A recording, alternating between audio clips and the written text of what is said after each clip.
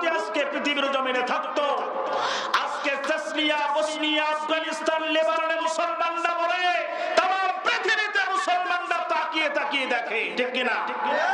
প্রকৃত যদি পুরুষরা থাকতো, ইমানদাররা থাকতো, আল্লাহর নবীর প্রায় 250 কোটি উম্মত পৃথিবীতে বিদ্যমান, তথাপি আজকে তাম পৃথিবীতে মুসলমানরা আজকে নির্যাতিত, নিপীড়িত, নিগৃহীত, সুবিধা বঞ্চিত মুসলমানদেরকে পাখির মতো গুলি করে করে মারতেছে। একটাই মাত্র কারণ, মুসলমানদের ঈমানগুলো ঝিমিয়ে গেছে। আওয়াজ দিয়ে বুঝে থাকলে বলুন, কথা ঠিক কিনা? এই জিমিয়া পড়া, ঘুমিয়া পড়া, প্যারালাইজড মার্কা ঈমানগুলোকে সতেজ করার দরকার আছে না? সম্মানিত সুপ্রিয় উপস্থিতি, তবে আলহামদুলিল্লাহ আমাদের বাংলাদেশের ভেতরে সেই দিক থেকে অনেকটাই আলহামদুলিল্লাহ আমাদের বাংলাদেশিদের ভেতরে ঈমানের ইনশাআল্লাহ ঘাটতি থাকলেও ঈমানের কমতি নাই ইনশাআল্লাহ। ঈমান আছে বিধায় গত জুলাই আগস্টে স্বৈর শাসককে বাংলাদেশ থেকে তাড়িয়ে দিয়েছে। কথা বলে ঈমানের বলিয়ান হয়ে ময়দানে নামে স্বৈর শাসককে দেশ থেকে তাড়াতে বাধ্য করেছে। ঈমান না থাকলে পরে আবু সাঈদ মুগ্ধের মতো যুবকরা জমিনে দাঁড়িয়ে নারায়ে তাকবীর, আল্লাহু আকবার স্লোগান দিয়ে দেশকে স্বাধীন করতো না। ঈমান আছে বিধায় তারা আজকে রাজপথে নেমে স্লোগান দিয়েছে। তবে ষড়যন্ত্রকারী এদেশের স্বাধীনতা, সার্বভৌমত্বের দোসররা আমাদের পার্শ্ববর্তী দেশে বসে ষড়যন্ত্র করতেছে।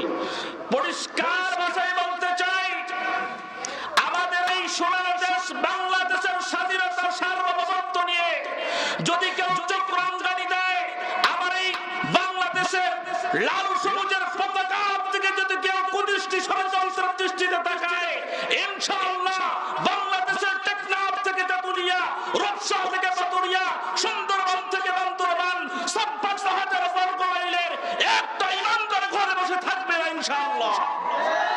সমস্ত ষড়যন্ত্রকারী রুখে দিয়ে সিরিয়া যেরকম করে স্বাধীন হয়েছে, ফিলিস্তিন হবে গাজওয়াতে হিন্দের মাধ্যমে বাংলাদেশ স্বাধীন করে, এরকম করে সিরিয়া থেকে দিল্লির লাল কেল্লায় আল্লাহর এই দ্বীনের পতাকা উড্ডীন করব ইনশাআল্লাহ। কারা কারা রাজি আছেন দুই হাত তুলে দেখেন। নারায়ে তাকবীর, নারায়ে তাকবীর। আল্লাহ কবুল করুন, আমিন পড়ছি। সম্মানিত সুপ্রিয় উপস্থিতি, আমি কি কোন রাজনৈতিক বক্তব্য দিলাম? বুঝে থাকলে বলুন, ঈমানগুলো সতেজ করার দরকার আছে না?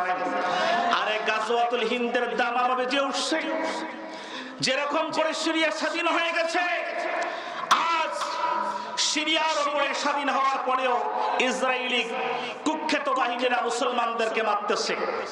ঈমানগুলো দুর্বল হওয়ার কারণে, ঈমান ঝিমিয়ে থাকার কারণে আমরা ঈমানদাররা তাদের বিরুদ্ধে স্লোগান তুলতে পারতেছি না, প্রতিবাদ করতে পারতেছি না। অথচ মুসলমানদের বিশ্বে কোনো কিছু অভাব নাই। আল্লাহ পাক আমাদেরকে সহি সমঝ দান করুক, আমিন পড়ছি। মুসলমান ভাইরা আমার, আপনি আমি যা আমল করি না কেন, প্রত্যেকটা আমলের সর্বাগ্রে হলো ঈমান। ঈমান যদি আমাদের বিশুদ্ধ হয়, ঈমান যদি মজবুত হয়, ঈমান যদি আমাদের সমৃদ্ধ হয়, ছোট্ট থেকে সর্ব আমল যদি আমরা করি, আমল দিয়ে কাল কিয়ামতের ময়দানে আল্লাহর নবী বলেন পার হওয়ার সম্ভাবনা আছে। ঈমান যদি দুর্বল হয়, ঈমান যদি আপনার ঝিমিয়ে যায়, দুর্বল ঈমান আর স্বল্প ঈমান নিয়ে কাল কিয়ামতের ময়দানে আল্লাহর দরবারে পার হওয়ার কোনো কায়দা থাকবে না। এজন্য ঈমানগুলো মজবুত করতে হবে। তবে কিছু কিছু মুসলমান ঈমানটা মনে করে আমরা ঈমান আনছি, আমরা আল্লাহ রাসূলের প্রতি বিশ্বাস স্থাপন করেছি, ঈমান আনার মাধ্যমে আল্লাহ রাসূলকে আমরা আগায় রাখছি, ধন্য করছি। নাউজুবিল্লাহ। কিছু কিছু ঈমানদাররা মনে করে আমরা ঈমান আনছি বলে আল্লাহ রাসূলের লাভ। বুঝে থাকলে বলুন তো, আমরা যদি ঈমানদার হই, আমরা যদি ঈমান আনি, আল্লাহ রাসূলের সামান্যতম কোনো লাভ আছে? আর কথা কানে লাভ আছে? আল্লাহ এই কথাটা সূরাতুল হুজুরাতে 17 নম্বর আয়াতে তুলে ধরেছেন। আল্লাহ রাব্বুল আলামিন বলেন, ইয়ামুন্নুনা আলাইকা আন আসলামু কুল লা তামুন্নু আলাইয়া ইসলামাকুম বালিল্লাহু ইয়ামুন্নু আলাইকুম মান হাদাকুম লিল ঈমান। আল্লাহ রাব্বুল নবীজি কিছু কিছু ইমানদাররা মনে করে এরা ঈমান আনার মাধ্যমে আল্লাহ রাসূলকে ধন্য করেছে। নবীজি আপনি বলিয়া দিন, না না, ঈমান আনার মাধ্যমে আল্লাহ রাসূল ধন্য হয় নাই, বরং বালিল্লাহু ইয়ামুন্নু আলাইকুম আন হাদাকুম লিল ঈমান। আল্লাহ বলেন নবীজি ওই সমস্ত ঈমানদারদেরকে আপনি জানিয়ে দিন এই ঈমান আনার মাধ্যমে আল্লাহ রব্বুল আলামিন সঠিক পথে হেদায়েতের বলে তাদেরকে পরিচালনা করার মাধ্যমে বরং তারাই আল্লাহ পাকের কাছ থেকে ধন্য হয়েছে। আওয়াজ দিয়ে বলা যাবে কি সুবহানাল্লাহ। আল্লাহ বলেন যে ঈমান আনার মাধ্যমে তারা আল্লাহ রাসূলকে ধন্য করে নাই, বরং তারাই আল্লাহ পাকের কাছ থেকে নবীর কাছ থেকে ঈমানের মাধ্যমে ধন্য হয়েছে। আলহামদুলিল্লাহ আমরা ঈমানদার। আমরা কি? আর আমরা কি? তারা আমরা ধন্য কিনা? ঈমান আনার পরে ঈমানদার দাবি করে, জোরে বলেন আমরা ধন্য কিনা? ঈমানের কত ভ্যালু আপনাদেরকে যদি বলি, ঈমান কত বড় মূল্যবান সম্পদ। আল্লাহ সুবহানাহু ওয়া তাআলা এই কথাটাই সূরা আলে ইমরানের 91 নম্বর আয়াতের মধ্যে ঘোষণা দিয়েছেন। সুবহানাল্লাহ বলেন। আল্লাহ রাব্বুল আলামিন বলেন, ইন্নাল্লাযীনা কাফারু ওয়া মাতু ওয়া হুম কুফফারুন ফালান ইয়াকবালা মিন আহাদিহিমা ফালান ইয়াকবালা মিন আহাদিহিম মিলউল আরদি যাহাবান ওয়ালাউ ইফতাদা বিহি। আল্লাহু আকবার। আল্লাহ রাব্বুল আলামিন ডাক দিয়ে বলেন, পৃথিবীর মানুষ যারা এই কোরআন আসার পরে আল্লাহর নবী পৃথিবীতে আসার পরে দ্বীনের দাওয়াত দেওয়ার পরে যারা কুফরি করেছে, যারা ঈমান আনায় নাই, বরং আমি আল্লাহর দ্বীনকে যারা অস্বীকার করেছে, নবীজি আপনি বলিয়া দিন, ইন্নাল্লাযীনা কাফারু ওয়া মাতু ওয়া হুম কুফফার। আল্লাহর দ্বীন আসার পরে আল্লাহর কোরআন পৃথিবীতে আসার পরে যারা এটাকে অস্বীকার করেছে, ঈমান গ্রহণ করেন নাই, কুফরি অবস্থায় ওয়া মাতু ওয়া হুম কুফফার মৃত্যুবরণ করেছে, নবীজি ও ইয়া রাসূলুল্লাহ হাবিবাল্লাহ তাদেরকে বলিয়া দেন, ঈমান না এনে কুফরের অবস্থায় মৃত্যুবরণ করলে কিয়ামতের ময়দানে যখন গিয়ে দেখবে কি রে হুজুর রাতে বলতো কবরে শাস্তি হবে, হাসরে শাস্তি হবে, আমরা বিশ্বাস করি না, ঈমান আনি নাই, বেঈমান হয়ে আজকে কবরে এসেছি। আজ তো ঠিকই মুনকার নাকির প্রশ্ন করে, কবরটা আজকে আমাদেরকে আযাব দিচ্ছে, ফেরেশতা এসে তো আমাদেরকে গ্রাস করেছে, আমাদেরকে পাকড়াও করছে আল্লাহর আযাব থেকে বাঁচার জন্য।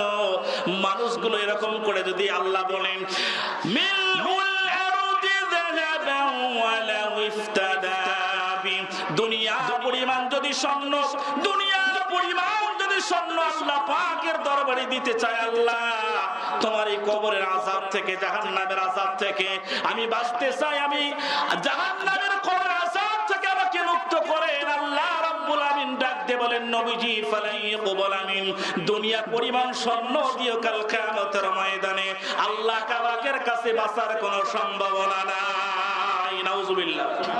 তাহলে আমরা যেন তো কোনো মানুষ না, আমরা গরিব হতে পারি, আমরা কুড়ি করে থাকতে পারি, আমাদের সম্পদ না থাকতে পারে, কিন্তু আলহামদুলিল্লাহ আমরা ঈমানদার। ঈমানদারের ভ্যালু কত? আল্লাহ বলেন তামাম পৃথিবী পরিমাণ, তামাম দুনিয়া পরিমাণ স্বর্ণ যদি আখিরাতের ময়দানে আল্লাহকে দিয়ে জাহান্নামের আযাব, কবরের আযাব থেকে বাঁচতে চায়, আল্লাহ রাব্বুল আলামিন ফালা ইয়াকবাল মিন, তাদেরকে কশিম কালে তাদেরকে ক্ষমা করবেন না। নাউজুবিল্লাহ বলে আল্লাহ রাব্বুল আলামিন বলেন, উলাইকা লাহুম আযাবুন আলীমুন ওয়া মা লাহুম মিন নাসিরিন। আল্লাহ রাব্বুল আলামিন ডাক দিয়ে বলেন, নবীজি উলাইকা লাহুম আযাবুন আলীম, ওই কাফের মুশরিকদের জন্য আমি আল্লাহ যন্ত্রণাদায়ক আযাবের ব্যবস্থা করেছি। নাউজুবিল্লাহ। আকাল কিয়ামতের ময়দানে ওদের পক্ষ হয়ে আল্লাহ পাকের দরবারে কেউ সুপারিশ করবে, কেউ সাহায্য করবে। আল্লাহ বলেন, না রে না, ও নবীজি বলিয়া দিন কশিম কালেও ওদের বিরুদ্ধে, ওদের পক্ষে কোনদিন কোন সাহায্যকারী, সুপারিশকারী ও কাল কিয়ামতের ময়দানে পাওয়া যাবে না। ওয়া মা লাহুম মিন নাসিরিন। নাউযুবিল্লাহ। তার ঈমান কত বড় সম্পদ। আল্লাহ রাব্বুল আলামিন সূরাতুল বাইয়িনার ভিতরে বলেন, ইন্নাল্লাযীনা কাফারু মিন আহলিল কিতাবি ওয়াল মুশরিকিনা ফি নারি জাহান্নাম খালিদিনা ফিহা উলাইকা হুম শাররুল বারিয়া। আল্লাহু আকবার। পৃথিবীতে আমরা কারো সম্পদ থেকে মানুষের খ্যাতি লোক লাগা দেয়, লোকটা বড় শ্রেষ্ঠ, বড় বুদ্ধিমান। কারো পদ আর পদবি দেখে আমরা তার বিচার করি, লোকটা বড় শ্রেষ্ঠ, বড় বুদ্ধিমান। আমরা কারো সার্টিফিকেট দেখে, শিক্ষার ব্যবস্থা দেখে আমরা দুনিয়ার মানুষগুলো তার সার্টিফাইড করি, লোকটা বড় বুদ্ধিমান, বড় শিক্ষিত, বড় শ্রেষ্ঠ। আল্লাহ বলেন রে পৃথিবীর মানুষ শ্রেষ্ঠত্বের মাপকাঠি কি হবে, শ্রেষ্ঠত্বের মানদণ্ড কি হবে? আল্লাহ সুবহানাহু ওয়া তাআলা সূরাতুল বাইয়িনার ভিতরে 6 নম্বর আয়াতের ভিতরে বলেন, ইন্নাল্লাযীনা কাফারু মিন আহলিল কিতাবি ওয়াল মুশরিকিন ফি নারি জাহান্নাম খালিদিনা ফিহা। পৃথিবীতে যারা আল্লাহর দ্বীনকে অস্বীকার করেছে আর শিরকের মধ্যে যারা লিপ্ত ছিল, এই মুশরিক এবং কাফেরদেরকে আল্লাহ সুবহানাহু ওয়া তাআলা বলেন, তাদের জন্য আমি আল্লাহ জাহান্নাম তৈরি করে রেখেছি, খালিদিনা ফিহা, তারা তথায় চিরকাল অবস্থান করবে। আর এই কাফের মুশরিকরা হলো আল্লাহর এই জমিনে উলাইকা হুম শাররুল বারিয়া, এরাই হলো নিকৃষ্ট জাতির সন্তান। নাউযুবিল্লাহ বলেন। আর এই জাতির শ্রেষ্ঠ সন্তান কারা হবে? আল্লাহ সুবহানাহু ওয়া তাআলা তারপরে আয়াতের মধ্যে উল্লেখ করলেন, ইন্নাল্লাযীনা আমানু ওয়া আমিলুস সালিহাতি উলাইকা হুম খায়রুল বারিয়া। আল্লাহ বলেন পৃথিবীর মানুষ শ্রেষ্ঠ কারা? পৃথিবীতে সম্পদ দিয়ে মানুষ শ্রেষ্ঠ হয় না, পদ আর পদবি দিয়ে মানুষ শ্রেষ্ঠ হয় না, শিক্ষার সার্টিফিকেট দিয়ে মানুষ শ্রেষ্ঠ হয় না। শ্রেষ্ঠ কারা হবে?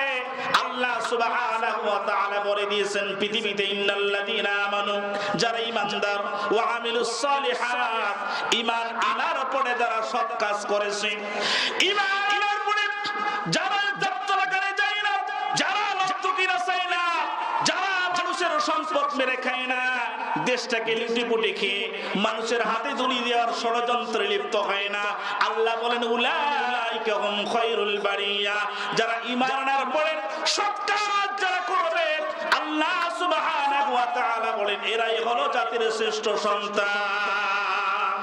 সুতরাং ঈমানদার হলো এই জাতির শ্রেষ্ঠ সন্তান, এতে কোনো সন্দেহ, আর আওয়াজ দিয়ে বলেন কোনো সন্দেহ।